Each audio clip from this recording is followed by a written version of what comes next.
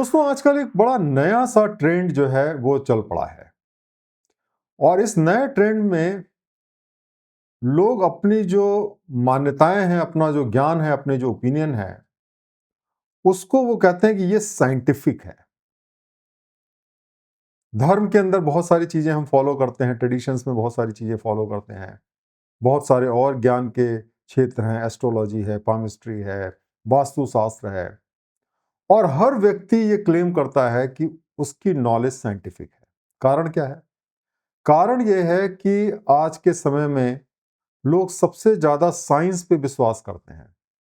धर्म पे सिर्फ धार्मिक लोग विश्वास करते हैं, वो भी उस धर्म के। बाकी धर्म के लोग बिल्कुल विश्वास नहीं करते। इसी तरह अगर कोई चीज कंट्री स्पेसिफिक है तो उस कंट्री के लोग मानेंगे, दूसरे कंट्री के नहीं मानेंगे। इसी तरह एक कल्चर के लोग दूसरे कल्चर की बातों को नहीं मानते हैं। लेकिन साइंस एक ऐसी चीज है कि जिसको सारी दुनिया के लोग मानते हैं। और इसीलिए लोग अक्सर क्या करते हैं कि क्लेम करते हैं कि जो मैं कह रहा हूं वो साइंटिफिक है। क्योंकि जब कोई चीज साइंटिफिक होती है तो उसकी क्रेडिबिलिटी बढ़ जाती है और लोग जो है उसको मानते हैं आसानी से। लेकिन इसी भ्रम में लोगों को कई बार गलतफहमी हो जाती है और उनको बेवकूफ बनाया जाता है, क्योंकि जो चीज वो साइंटिफिक कहते हैं असल में वो साइंस है ही नहीं। तो आज के जो हमारा लेसन है उसके अंदर हम जानेंगे कि साइंटिफिक मेथड क्या होता है, साइंस क्या होती है, कैसे हम पता करें कि कोई चीज साइंटिफिकली है, साइंटिफिक है कि नहीं है। तो साइंटिफिक मेथड क्या होता है? साइंटिफिक मेथड एक सिस्टमेटिक प्रोसेस है जिसको हम यूज करके साइंटिफिक नॉलेज को गेन करते हैं और उसको टेस्ट करते हैं। ये जो साइंस है ये बहुत इंपॉर्टेंट है क्योंकि ये सब जगह के लिए सेम रहता है और इसके अंदर हम अक्सर इंडक्टिव रीजनिंग का इस्तेमाल करते हैं सच को पाने के लिए। इंडक्टिव रीजनिंग का मतलब ये होता है कि कुछ चीजों पे टेस्ट किया जाता है और उसके बेसिस पे एक यूनिवर्सल हम प्रेडिक्शन करते हैं, यूनिवर्सल ट्रूथ को जानते हैं। और ये साइंटिफिक मेथड जो है इसके हम ब्रॉडली 6 स्टेप्स में हम इसको डिवाइड कर सकते हैं। पहला स्टेप होता है ऑब्जर्वेशन। ऑब्जर्वेशन का मतलब कोई चीज आप ऑब्जर्व करते हैं, देखते हैं और उसके बाद में कोई इंसिडेंट हुआ तो हम क्वेश्चन करते हैं। जैसे कि आपने देखा या न्यूटन ने देखा जैसे कि सेब जो है वो नीचे गिर रहा है, या आपने ऑब्जर्व किया। फिर आपने क्वेश्चन किया कि भाई सेब नीचे क्यों गिरता है। उसके बाद में उसको एक्सप्लेन करने के लिए हम एक हाइपोथेसिस फॉर्म करते हैं और वो हाइपोथेसिस ऐसी होनी चाहिए कि जो टेस्ट की जा सके। और अगर वो हाइपोथेसिस सही पाया जाए तो उसके बेसिस पे हम प्रेडिक्शन करें कि हाँ किसी और चीज के लिए ये बात सही पाई जाए। जैसे कि आपने हाइपोथेसिस की कि जो जो सेब गिर रहा है उसलिए गिर रहा है क्योंकि अर्थ उसको अट्रैक्ट कर रही है, किसी फोर्स से अट्रैक्ट कर रही है, इसीलिए वो ऊपर नहीं जा रहा, इधर नहीं जा रहा, इधर नहीं जा रहा, नीचे गिर रहा है। तो आपने कहा कि एक फोर्स है जो अर्थ एग्जर्ट करती है, उसको मान लीजिए हमने ग्रेविटी कहा, जिसकी वजह से सेब नीचे गिर रहा है। ये हमने एक हाइपोथेसिस बनाई। अब उस हाइपोथेसिस को हमें टेस्ट करने की जरूरत है। हमने प्रेडिक्ट किया कि हर चीज जो हम ऊपर से छोड़ेंगे वो नीचे ही जाएगी। हमने 10 चीजें डाली, 100 चीजें डाली, हर चीज नीचे जा रही है। तो हमने अपने जो प्रेडिक्शन है हाइपोथेसिस का उसको हमने टेस्ट किया एक्सपेरिमेंट के द्वारा। तो नेक्स्ट स्टेज इसका होता है एक्सपेरिमेंटेशन। तो एक्सपेरिमेंट के माध्यम से हम टेस्ट करते हैं कि जो हमारी हाइपोथेसिस है वो सही है कि नहीं है। अब एक्सपेरिमेंट में रिजल्ट आते हैं, उस रिजल्ट को हम एनालाइज करते हैं जिससे ये पता चले कि वो हाइपोथेसिस वैलिड है कि नहीं। ऐसा जरूरी नहीं है कि हर 100% आपकी हाइपोथेसिस सही हो।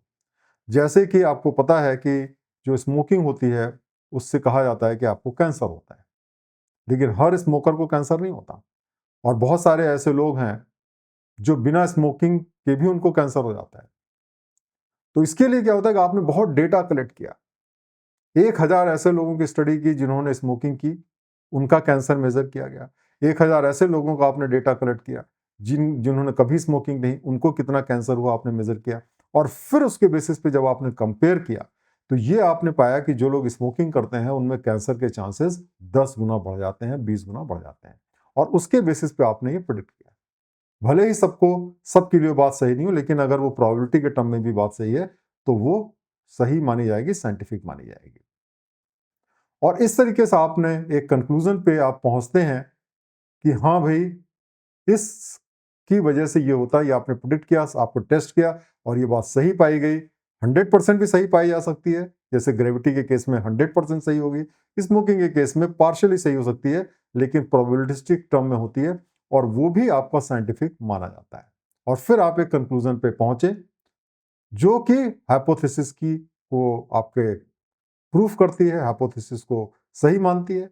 और अगर आपका रिजल्ट उसके विपरीत आता है या उसको कंफर्म नहीं करता तो उसको हम रिजेक्ट कर देते हैं, वो हाइपोथेसिस को हम त्याग देते हैं। तो दोस्तों, ये जो 6 स्टेप्स हैं, observation, question, hypothesis, experimentation, analysis और उसके बाद कंक्लूजन, ये जब तक ना हो तब तक हम उसको साइंटिफिक नहीं कह सकते हैं। सबसे बड़ी बात है कि कोई भी जो साइंस का थ्योरी होती है वो रिपीटेबल होनी चाहिए, उसको कोई भी टेस्ट करे हमेशा वो सही पाई जानी चाहिए। तो एक तो हमेशा आप ये देखें कि ये जो साइंटिफिक नॉलेज है वो साइंटिफिक स्टेप को फॉलो करनी चाहिए, ये 6 स्टेप हैं कि नहीं है। बहुत सारी बातें हैं, आप देखेंगे जैसे आयुर्वेद भी ले लीजिए या पामिस्ट्री ले लीजिए या कोई भी साइंस ले लीजिए, वास्तुशास्त्र ले लीजिए, इसको लोग साइंस कहते हैं। आप देखेंगे 6 स्टेप्स उसमें कभी फॉलो नहीं होते हैं। अब आपको तो पता नहीं कौन से स्टेप के बेसिस पे उसको साइंटिफिक कहा गया है। तो हमारे लिए एक और मेथड है कि अगर हम जानना चाहें कि कोई चीज़ साइंटिफिक है कि नहीं है, तो उसके 10 फीचर्स हैं जो कि हमें जानने चाहिए। उसके बेसिस पे हम डिसाइड कर सकते हैं कि नॉलेज साइंटिफिक है कि नहीं। पहला है ऑब्जेक्टिविटी। ऑब्जेक्टिविटी का मतलब जो साइंटिफिक नॉलेज है वो व्यक्ति पे डिपेंड नहीं करती, सब्जेक्ट पे डिपेंड नहीं करती, वो सेम रहती है सबके लिए। आप देखेंगे कि जैसे मान लीजिए आपका एस्ट्रोलॉजी है, वो अलग अलग एस्ट्रोलॉजी है। नॉर्थ इंडिया में कुछ और फॉलो होती है, साउथ इंडिया में और अलग फॉलो होती है, वेस्ट में कुछ अलग होती है। इसी तरह पामिस्ट्री है, इसी तरह सारी जो नॉलेज है जिसमें कि आप देखें कि हर आदमी अपने विश्वास के हिसाब से कर रहा है, वो साइंटिफिक नहीं हो सकती। साइंटिफिक वही होगी जो सेम हो और व्यक्ति पे डिपेंड ना करे। साइंस हमेशा सेकंड जो कैरेक्टरिस्टिक है वो है इंपेरियलिज्म। इसका मतलब कि जो भी साइंटिफिक फैक्ट होते हैं या जो स्टडी होती है उसमें हमेशा डेटा होते हैं, स्टेटिस्टिकल एनालिसिस होती है, उसमें नंबर्स होते हैं। जबकि आपका जो सूडो साइंस होता है या जो सुपरस्टिशंस होते हैं उसमें कोई नंबर्स नहीं होते हैं। साइंटिफिक कोई भी जो थ्योरी उसको टेस्ट किया जा सकता है, उसका मेजरमेंट किया जा सकता है। तो अगर बहुत सारी ऐसी चीजें हैं जैसे भगवान है या सोल है, आत्मा या फिर रीबर्थ है, जिसको आप टेस्ट ही नहीं कर सकते, वो साइंटिफिक नहीं माना जा सकता। उसके बाद में एक इंपॉर्टेंट है पार्सीमोनी। पार्सीमोनी का मतलब ये होता है कि सिंपल होनी चाहिए, एलिगेंट होनी चाहिए, कॉन्साइज होनी चाहिए, कॉम्प्लिकेटेड नहीं होनी चाहिए। बहुत सारी आप देखेंगे फिलोसफीज बड़ी कॉम्प्लिकेटेड होती हैं, बहुत सारी चीजें जो धर्म ग्रंथों में लिखी बड़ी कॉम्प्लिकेटेड है। साइंटिफिक थ्योरी सिंपल होती है, E=mc² या फिर आप F=ma, कोई भी आप देखेंगे बहुत सिंपल होता है। फिर साइंटिफिक कोई भी थ्योरी रिपीटेबल होनी चाहिए। ऐसा नहीं कि एक के साथ सही हो, एक के साथ गलत हो। वो जितनी बार आप एक्सपेरिमेंट करें, हर बार उसी टाइप का रिजल्ट निकलना चाहिए। साइंटिफिक जो भी स्टडीज होती हैं पीयर रिव्यूड होती हैं। पीयर रिव्यू का मतलब ये होता है कि कोई भी व्यक्ति जो है उसको चेक करता है। जब भी साइंटिफिक जर्नल में कोई चीज छापी जाती है तो वो और लोगों को दी जाती है, जिसको हम डबल ब्लाइंड पीयर रिव्यू कहते हैं। मतलब जो एक्सपेरिमेंट जिसने किया या साइंटिस्ट, उसको नहीं पता कौन उसको चेक कर रहा है, और जो चेक कर रहा है उसको नहीं पता किसका ये एक्सपेरिमेंट है। तो इस तरीके से पीयर रिव्यू बहुत जरूरी है। बाकी साइंटिस्ट उस बारे में क्या कहते हैं, हर आदमी उसको चैलेंज कर सकता है। इसीलिए जो साइंस होती है वो सेल्फ करेक्शन होता है, क्योंकि साइंस में कोई चीज़ फाइनल नहीं होती। अगर उसमें कोई कमी है तो दूसरा जो है साइंटिस्ट बता सकता है और उसको करेक्ट किया जा सकता है। जबकि जो धर्म है या फिर जो आपके सूडो साइंसेज हैं, उसमें सेल्फ करेक्टिंग मैकेनिज्म नहीं। एक बार किसी किताब में लिख दिया गया, कॉमा फुल स्टॉप के साथ आप उसको फॉलो करना है। साइंस क्योंकि हमेशा अपने को सुधार करती रहती है, इसलिए साइंस किसी भी स्टेज पे हमेशा टेंटेटिव रहती है, मतलब प्रोविजनल रहती है। आज की थ्योरी है, आपसे 100 साल बाद में वो रहे कोई जरूरी नहीं है। जैसे ही उसकी बेटर थ्योरी आती है, ऐसा नहीं कि पुरानी थ्योरी गलत है, लेकिन अगर उससे बेटर थ्योरी आती है तो वो पुरानी थ्योरी को रिप्लेस कर देती है। साइंस हमेशा यूनिवर्सल होती है। साइंस में कोई देश, जाति, धर्म, रेस ये कुछ नहीं होता, यूनिवर्सल होती है हमेशा। और उसके बाद में जो 10वां कैरेक्टरिस्टिक है वो है साइंस हमेशा क्यूमुलेटिव होती है। इसका मतलब बिल्ड की जाती है, कनेक्टेड रहती है, एक थ्योरी पे दूसरी थ्योरी बिल्ट होती है, दूसरे पे तीसरी बिल्ट होती है, और इस तरीके से साइंस धीरे धीरे ऊंचे चढ़ती है। जबकि जो बाकी चीजें हैं, रिलीजन है या आप देखेंगे वास्तुशास्त्र, ये बिल्कुल इंडिपेंडेंट है, इनका किसी से कोई कनेक्शन नहीं है, एक दूसरे से कनेक्टेड नहीं है, वो एक एकदम नई थ्योरी है। तो इस तरीके से दोस्तों आज हमने जाना साइंटिफिक मेथड के बारे में, जो 6 स्टेप्स हैं उसको आप टेस्ट करें, और उसके अलावा कोई भी चीज़ अगर आप जानना चाहते हैं ये साइंटिफिक है कि नहीं है, तो उसके जो 10 फीचर्स हमने डिस्कस किए, अगर आप उसको प्रॉपरली एग्जामिन करेंगे तो आप बहुत आसानी से पता कर पाएंगे कि ये चीज़ साइंटिफिक है कि नहीं है। दोस्तों सिर्फ साइंटिफिक नॉलेज ही सबसे एक्यूरेट ट्रूथ होती है। हाँ, अब जहाँ पे एक्यूरेट ट्रूथ नहीं है वहाँ पे आप दूसरी चीज़ों को लेस एक्यूरेट को एक्सेप्ट कर सकते हैं, डिपेंडिंग अपॉन कितने फीचर्स उसके अंदर प्रेजेंट है। जितने ज़्यादा फीचर्स होंगे, जितने ज़्यादा स्टेप्स फॉलो किए जाएंगे, उतनी ही ज़्यादा आपकी नॉलेज एक्यूरेट होगी, क्योंकि वो उतनी ही ज़्यादा साइंटिफिक होती है। और जितने कम स्टेप्स हैं उसका लेवल उतना ही लो है।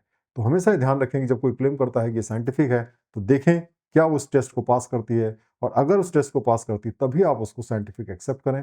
अदरवाइज वो सिर्फ एक विश्वास है, सिर्फ एक ओपिनियन है, सिर्फ एक फेथ है। तो मुझे उम्मीद है कि आज आपको समझ में आया होगा कि ये साइंटिफिक नॉलेज क्या होती है। अपने ओपिनियंस को शेयर करें, लाइक करें वीडियो को, और इस चैनल को सब्सक्राइब करें। बहुत बहुत धन्यवाद।